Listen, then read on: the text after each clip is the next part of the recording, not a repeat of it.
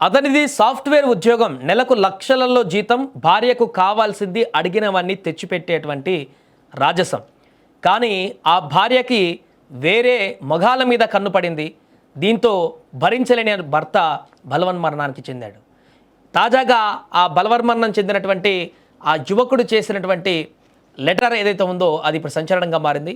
రేణుకకు ఏ లోటు రాకుండా చూసుకున్నా, కానీ ఆమె ఏడాదిన్నరలోనే ముగ్గురితో వివాహేతర సంబంధం పెట్టుకుంది. అంతేకాకుండా ప్రైవేటు వీడియోలను రికార్డ్ చేసుకోగా ఓ లవర్ దానిని ఇన్స్టాగ్రామ్లో షేర్ చేశాడు.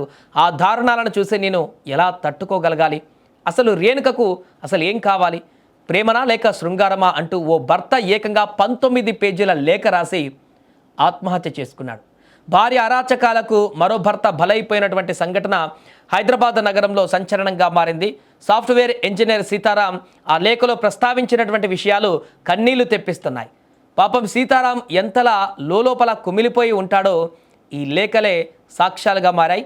ఏపీలోని మార్కాపురానికి చెందిన సీతారాం నంద్యాలకు చెందినటువంటి రేణుకకు 2018లో వివాహం జరిగింది. వీరికి ఇద్దరు పిల్లలు కూడా ఉన్నారు. బాచుపల్లిలో నివాసం ఉండేవారు. ఈ క్రమంలోనే భార్య వివాహేతర సంబంధాలు బయటపడడం, ఇన్స్టాలో వీడియోలు కూడా వెలుగు చూడడంతో అవమాన భారంతో ఫిబ్రవరిలో ట్యాంక్ బండ్లు దూకి ఆత్మహత్య చేసుకున్నాడు అతను. అయితే సీతారాం తల్లిదండ్రుల ఫిర్యాదుతో పోలీసులు కేసు నమోదు చేసి దర్యాప్తు చేపట్టగా సంచలన విషయాలు వెలుగు చూశాయి. సాఫ్ట్వేర్ ఇంజనీర్ సీతారాం రాసిన 19 పేజీల లేఖను పోలీసులు స్వాధీనం చేసుకున్నారు.